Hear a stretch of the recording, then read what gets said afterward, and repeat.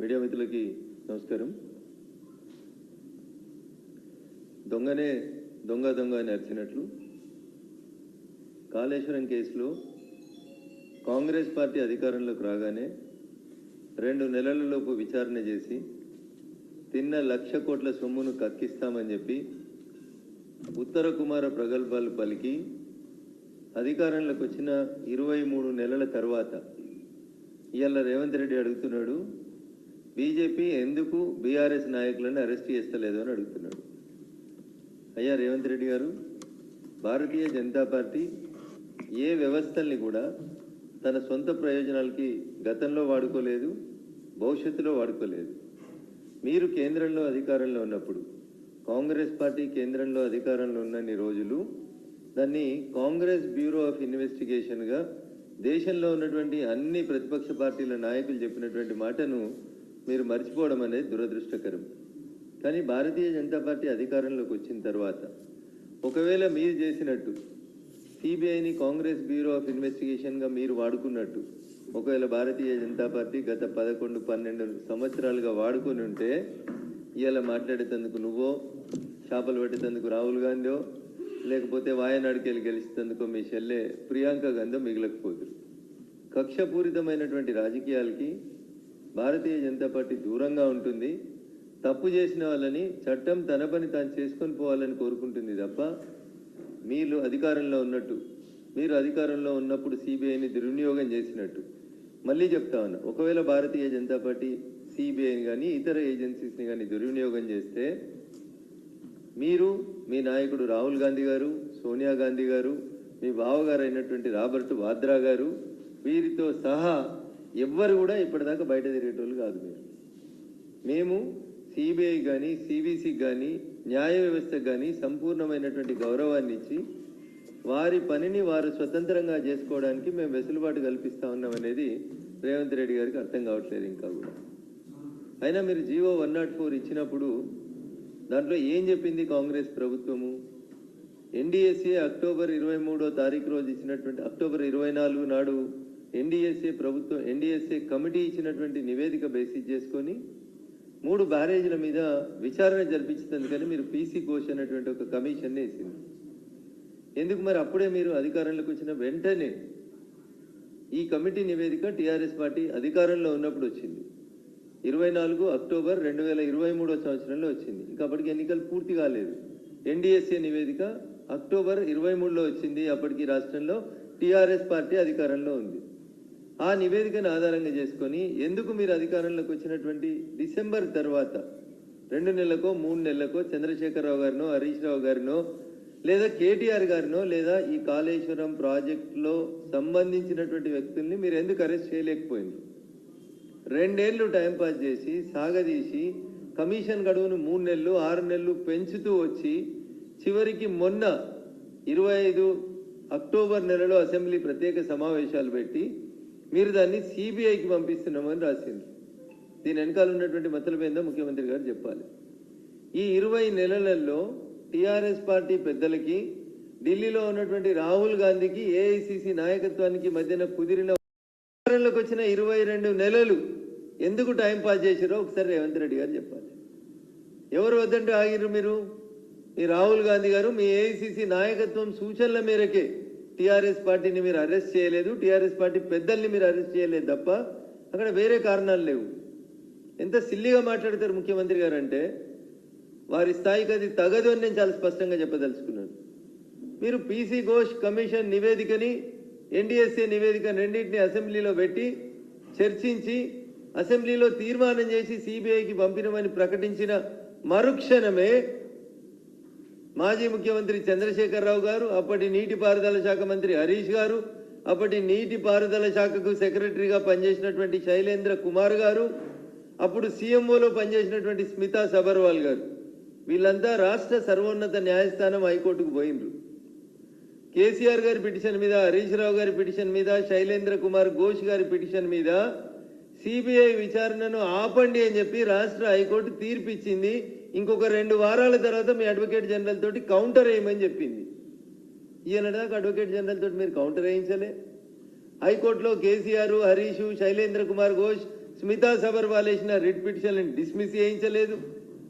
Court stay ఇచ్చినాక CBI ఎందుకు arrest చేస్తలేదు, ఎలక్షన్ల లోపల అరెస్ట్ చేస్తారా అని అడుగుతున్నారు. అరే మీరు ముఖ్యమంత్రి గారి ఆధీనంలో నేరుగా పనిచేసేటువంటి ACB daily reports to honourable chief minister of any state. ACB కేసులలో అరెస్ట్ చేయడం మీకు చేతనైతే లేదు.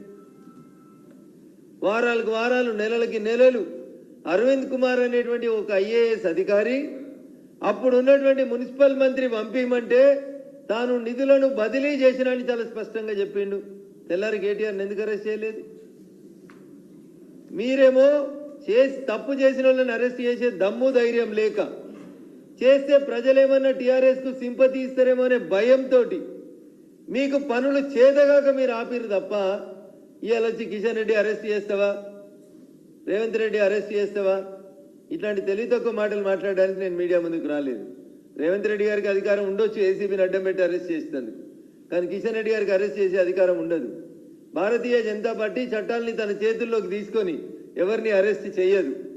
అంతేందుకు నేను సూటిగా ఒక మాట అడుగుతున్న ముఖ్యమంత్రి గారిని, అసెంబ్లీలో సిబిఐకి ఇవ్వమని తీర్మానం చేసిన తర్వాత కేంద్ర హోంమంత్రిత్వ శాఖ దగ్గరకో ప్రధానమంత్రి దగ్గరకో ఓ క్యాబినెట్ డెలిగేషనో మీరో పోయి, సార్ ఇగో these are the facts, PC Ghosh commission నివేదికలో ఇవి వచ్చినాయి, గతంలో మీరు చెప్పిండ్రు కదా అవినీతిని సహించమని, వీళ్ళని అరెస్ట్ చేయండి సార్, సిబిఐకి ఇన్వెస్టిగేషన్ చేయండి, ఒక్క దరఖాస్తు ఇచ్చిండా అన్న?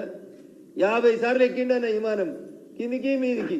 ఒక్క మంత్రిని తీసుకోవాలంటే 50 సార్లు తిరగాలి, పిసిసి అధ్యక్షుని తీసుకోవాలంటే తిరగాలి ఢిల్లీకి, ఆఖరికి జిల్లా కాంగ్రెస్ కమిటీ అధ్యక్షుల్ని వేసుకోవాలంటే కూడా 10 మంది ఢిల్లీకి పోయి సంప్రదింపులు చేసి వచ్చారు తప్ప ఒక్కసారన్నా కేసీఆర్ కుటుంబం, కేసీఆర్ అవినీతి మీరు మాట్లాడలేదు. మీకంటే పెద్ద నాయకుడు రాహుల్ గాంధీ తోటి మాట్లాడిపించారు. నేను లాస్ట్ ప్రెస్ కాన్ఫరెన్స్లో చెప్పిన, ఒక కుటుంబం తిన్న అవినీతి సొమ్మును మొత్తం 1,00,000 కోట్లకు అక్కిస్తామన్నారు. ఒక్కసారైనా పోయి ప్రధానమంత్రి గారికి డైరెక్ట్గా దరఖాస్తు ఇచ్చి, లేదా కేంద్ర హోంమంత్రిత్వ శాఖకు ఒకసారి దరఖాస్తు ఇచ్చి, సార్ దీంట్లో సీరియస్ ఫ్రాడ్ ఉంది, క్రైమ్ ఉంది, మీరు వీళ్ళని రిమాండ్ చేయండి అని అడిగిన దాఖలా ఉందా? నీ పార్టీకి జిల్లా అధ్యక్షుని వేసుకోవడం నీకు ఇంపార్టెంట్ తప్ప, నీ పార్టీకి నేరస్తుల మీద సిబిఐ విచారణ చేయించాలనేటువంటి ఆలోచన లేదు. ఇంత అనాలోచితంగా మీరు పనిచేస్తున్నారు తప్ప ఇంకొకటి కాదు. ఇవాళనే ఎందుకు మాట్లాడుతున్నారు రేవంత్ రెడ్డి గారు ఇన్ని రోజుల తర్వాత అంటే మీకు అందరికీ తెలుసు. జూబ్లీహిల్స్ ఎలక్షన్స్ ఆయన మెడ మీద కత్తిలాగా వేలాడుతున్నాయి. పొరపాటున ఆ ఎలక్షన్స్లో ఏమైనా ఆయనకు వ్యతిరేకమైన రిజల్ట్ వస్తే నెంబర్ 2లో, నెంబర్ 3లో, నెంబర్ 4లో ఆయన కుర్చీ గుంజేస్తారనో, లేదా ఢిల్లీ ఆయనను మారుస్తుందనో భయంతో ఏది పడితే అది మాట్లాడడం.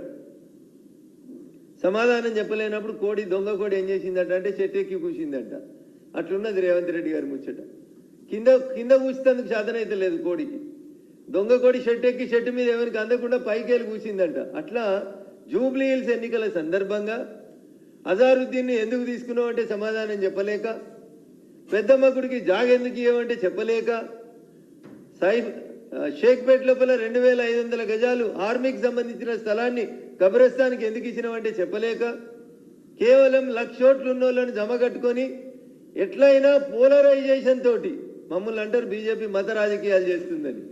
కాంగ్రెస్ అజారుద్దీన్కు మంత్రిత్వ శాఖ ఇచ్చి, కాంగ్రెస్ షేక్పేట్లో, ఎర్రగడ్డలో కబ్రస్థాన్లకు స్థలం ఇచ్చి, ముస్లింల ఓట్ల కోసం వంగి వంగి దండాలు పెట్టుకుంటా, జై పాలస్తీనా అన్నోళ్ళని వెనకాల తిప్పుకుంటూ, ఎంఐఎం పార్టీని మూసినది యువతలకి తెచ్చేందుకు చేస్తున్నటువంటి కుట్రలో, కాంగ్రెస్ ఎంఐఎం ఆడుతున్నటువంటి నాటకంలో ఇంకా ఏదో భయంతో, ఇంకా ఏదో అనుమానంతో, గురువింద గింజ తన నలిపారు కదా అన్నట్టు ముఖ్యమంత్రి గారు ఏది పడితే అది మాట్లాడిపోతూనే ఉన్నారు.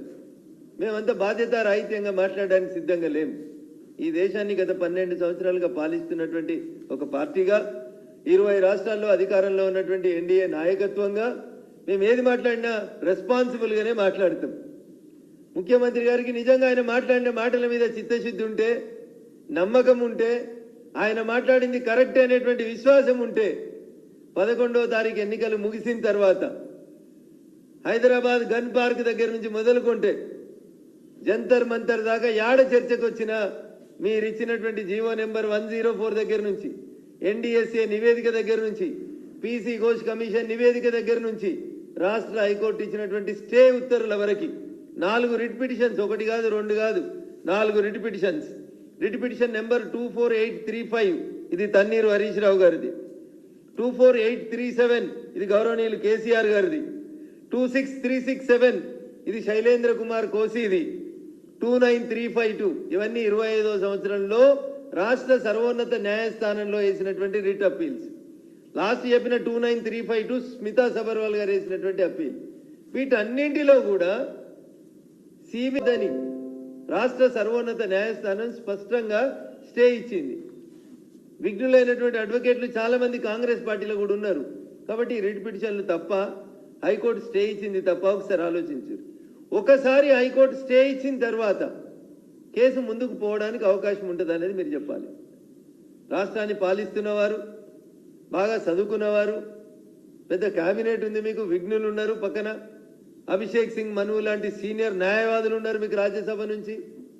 వీళ్ళంతా వకీలే కదా, వీళ్ళ మంచి సలహా తీసుకొని ఏం మాట్లాడాలి ఏం మాట్లాడకూడదు అనేది మాట్లాడండి.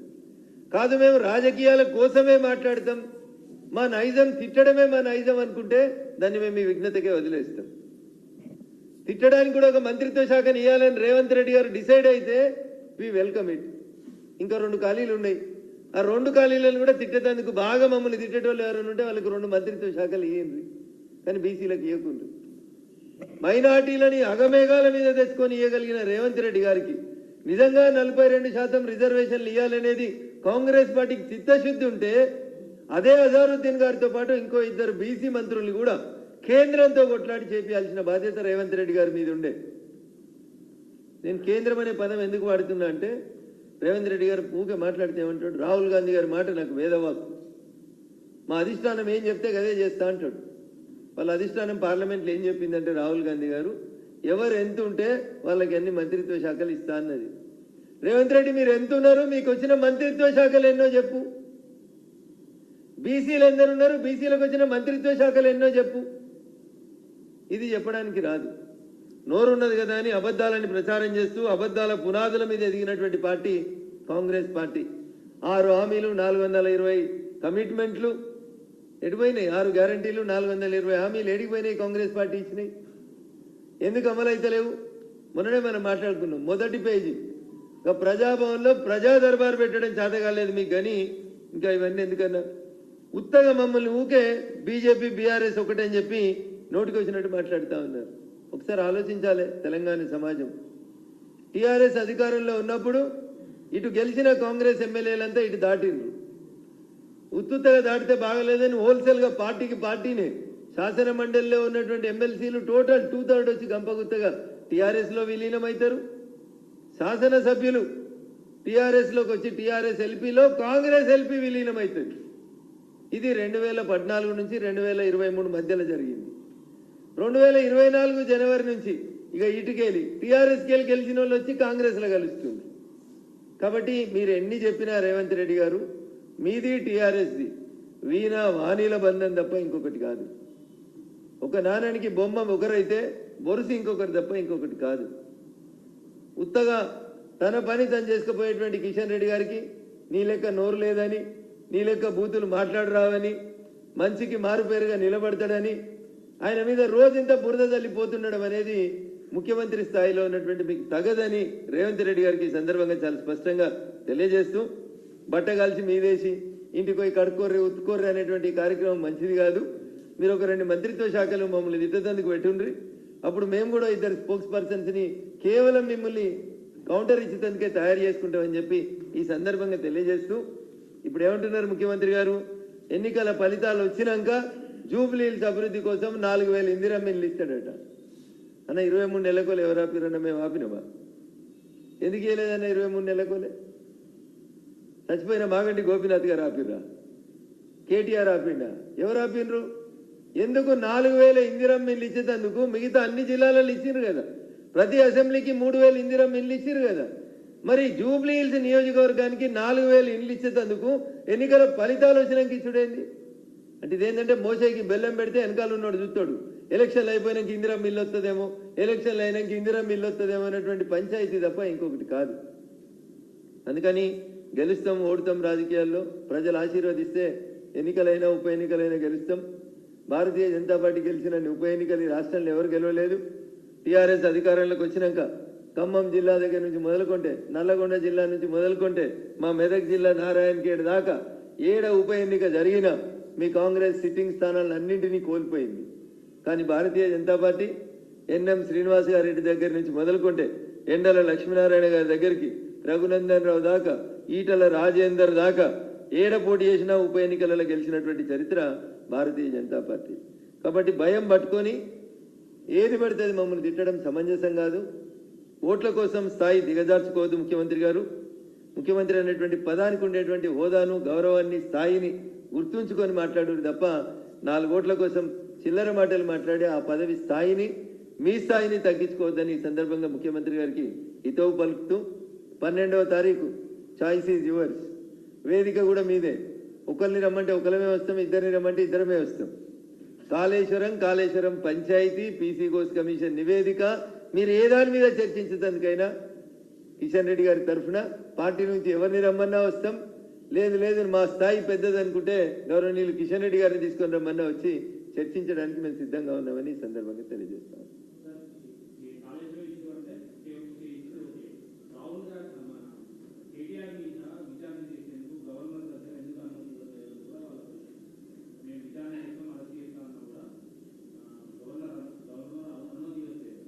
ఈ దేశంలో భారత రాజ్యాంగం అమల్లోకి వచ్చినట్టు నుంచి ఏళ్ళ దాకా అజయన్న చాలా మంది ఎమ్మెల్యేలు, చాలా మంది ఎంపీలు, చాలా మందిని అర్ధరాత్రి అపరాత్రి అని తేడా లేకుండా అధికారంలో ఉన్నటువంటి పార్టీలు అరెస్ట్ చేసినాయి, రిమాండ్ చేసినాయి. ఆడలేక మధ్యలో ఓడింది అది. మీకు అరెస్ట్ చేసేది ఇష్టం లేక దానికో కుంటి సాకు ఎత్తుక్కొని ఎవరో చెప్పిర్రని గవర్నర్ అనుమతి అడిగినాం. ఎందుకన్నా ఎమ్మెల్యేని అరెస్ట్ చేస్తే గవర్నర్ అనుమతి కావాలన్నా? ఏడున్నదన్నా ఎమ్మెల్యేని అరెస్ట్ చేస్తే గవర్నర్ అనుమతి కావాలని? మరి అట్లంటే రాజాసింగ్ గారిని రిమాండ్ చేసినప్పుడు ఇదే కాంగ్రెస్ ప్రభుత్వమో అదే టీఆర్ఎస్ ప్రభుత్వమో గవర్నర్ అనుమతి తీసుకుందా అన్న? ఈ రాష్ట్రంలో, ఈ దేశంలో ఏ ఎమ్మెల్యే అరెస్ట్ కాలేదా అన్న? వాళ్ళందరి అనుమతులకి గవర్నర్లు అనుమతులు ఇచ్చిర్రా అన్న? వాళ్ళందరి అరెస్టులకి మేము ఏదైనా కార్యక్రమాన్ని పోతుంటాం, అర్ధరాత్రి అపరాధాన్ని మమ్మల్ని ఎత్తుకపోతలేరా అన్న? పోలీసులు అరెస్ట్ చేస్తలేరా? చట్టంలో ఎక్కడైనా ఒక లొసుగు కనబడితే ఆ లొసుగును అడ్డం పెట్టుకొని కేసీఆర్ని, కేటీఆర్ని అరెస్ట్ చేయకుండా ఆపుతుందే నువ్వు వచ్చి ఎందుకు అనుమతి ఇస్తలేరు? అనుమతి ఎందుకన్నా? అనుమతి పంచాయతీ ఎందుకు వచ్చింది? నీ దగ్గర ఆధారాలు ఉన్నాయి కదా, నువ్వు రిమాండ్ చేయి, కోర్టు తేలుస్తుంది. ఈ దేశంలో ఎవ్వరు ఎమ్మెల్యే అరెస్ట్ కాలేదా? మీకు తెలిసి మీడియా మిత్రులే కదా మీరంతా. ఈ దేశంలో ఏ ఎమ్మెల్యే అరెస్ట్ కాలేదా? ఏ ఎంపీ అరెస్ట్ కాలేదా? రేవంత్ రెడ్డి గారిని అరెస్ట్ చేసిన రోజు పోనీ గవర్నర్ అనుమతి తీసుకుంటా ఆ రోజు కేసీఆర్? ఇలా కేటీఆర్ని అరెస్ట్ చేయమంటే గవర్నర్ అనుమతి ఇస్తలేడు. బీజేపీ వాళ్ళు అంతా పడుతున్నారు. మధ్యలో మాకేం పంచాయతీ అన్నా? నీకు చేత కాకపోతే మా 8 మంది ఎమ్మెల్యేలు ఉన్న మమ్మల్ని పాలించమని మా కేబినెట్, ముఖ్యమంత్రి పదవి ఇచ్చాయి. ప్రశాంతంగా మేము ఎవరెవరిని అరెస్ట్ చేయాలో మేము చేస్తాం. ప్రజలు నీకు మ్యాండేట్ ఇచ్చారు. నేను అరెస్ట్ చేసిన, నేను అడుగుతున్న వేరే వాళ్ళ పంచాయతీ మర్చిపో. నిన్ను అరెస్ట్ చేసిన రోజు గవర్నర్ అనుమతి ఇచ్చిర్రా? మీరు ఎంపీగా పార్లమెంట్ సమావేశాలు అటెండ్ అయ్యి ఎయిర్పోర్ట్లో దిగితే, నీ భాషలో చెప్పాలంటే గదేదో పిచ్చగుంట్ల ఫామ్ హౌస్ మీద ఒక పిచ్చగుంట్ల డ్రోన్ ఎగిరేస్తే నిన్ను గొరగొర గుంజుకపోయి షర్లపల్లి జైల్లో వారేయాలి 10 రోజులు. మరి అప్పుడేమన్నా గవర్నర్ అనుమతి ఇచ్చిర్రా? ఇలా కేటీఆర్ ఏంది, ఆయన ముఖ్యమంత్రిరా గవర్నరా? నువ్వు కొడంగల్ ఎమ్మెల్యే ఎట్లనో ఆయన సిరిసిల్ల ఎమ్మెల్యేకి అంతే కదా. ఒక ఎమ్మెల్యేలు అరెస్ట్ చేసినందుకు గింత భయం ఎందుకన్నా రాష్ట్ర ప్రభుత్వానికి? నేను ఎప్పుడో 1952 అరెస్టుల గురించి చెప్తలేనన్నా. 2015లో తెలంగాణ వచ్చినాక నిన్నే గుంజుకుపోయారు కదా 2 సార్లు గొర్ర. ఆ రోజు గవర్నర్ అనుమతి తీసుకున్నారా అని ఎవరైనా అడిగినరా? ఇవన్నీ ఆడలేక మధ్యలో ఓడినట్టు తప్పించుకోవడానికి, ఆ కుటుంబాన్ని అరెస్ట్ చేయొద్దని మీ ఏఐసిసి పెద్దలు చెప్పిన సూచనల మేరకి మీరు అబద్ధాలు ఆడుతూ టైంపాస్ చేస్తూ ఉన్నారు తప్ప మీ మాటల్లో నిజాయితీ, మీరు ప్రతిపక్ష నాయకుడిగా ఇచ్చినటువంటి ఉపన్యాసాల్లో చిత్తశుద్ధి లేదనేది ప్రజలకు చాలా స్పష్టంగా అర్థమవుతుంది.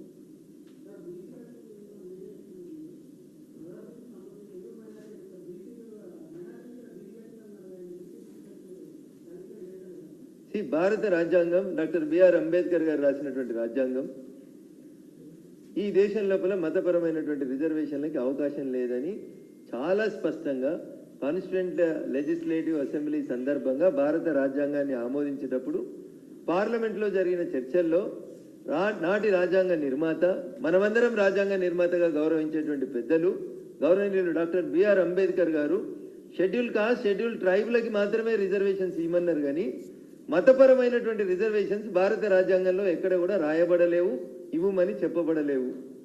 గతంలో ఒకసారి ఇదే కాంగ్రెస్ ముఖ్యమంత్రి గౌరవనీయులు రాజశేఖర్ రెడ్డి గారు మతపరమైనటువంటి రిజర్వేషన్లు తెచ్చేందుకు ప్రయత్నం చేస్తే సుప్రీంకోర్టు ఆ రిజర్వేషన్లని కొట్టేసింది.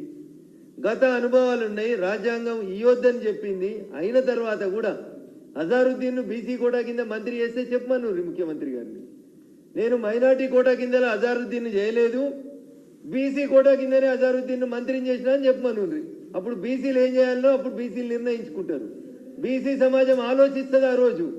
మిగతా రెండు కూడా బీసీలకు ఇవ్వాలి కదా మరి. అట్లాంటప్పుడు మిగతా రెండు కూడా బీసీలకి అజారుద్దీన్కి అంత ఆగమాగమై ఇచ్చినావు కదా, మరి తెలుగులలో బీసీలు లేరా, హిందువులలో బీసీలు ఎవరు లేరా?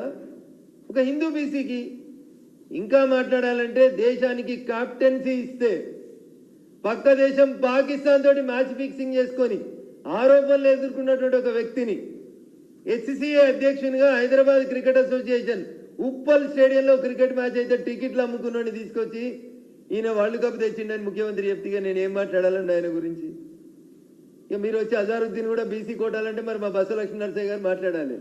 తెలంగాణ నుండి బీసీలు అందరూ ఆలోచించాలి. ఇవాళ అజారుద్దీన్ బీసీ అయితే మరి అసలు బీసీలు ఆడుకోవాలి. మరి మిగతా రెండు కూడా ఇచ్చేయను ఉంటుంది. క్యాబినెట్ ఇంకా రెండు ఖాళీ ఉన్నాయి కదన్న. బీసీలకు 10 ఇవ్వాలి కదా లెక్క ప్రకారం. అజారుద్దీన్ బీసీ కింద లెక్క పెడితే కూడా 4 అయినాయి కదన్న, ఇంకా 6 నింపురి. ఇవి ఎందుకు నింపట్లేదు అని అడిగితే ఇవి అన్నట్టు కదా డొంక తిరుగుడు సమాధానాలు. Thank you.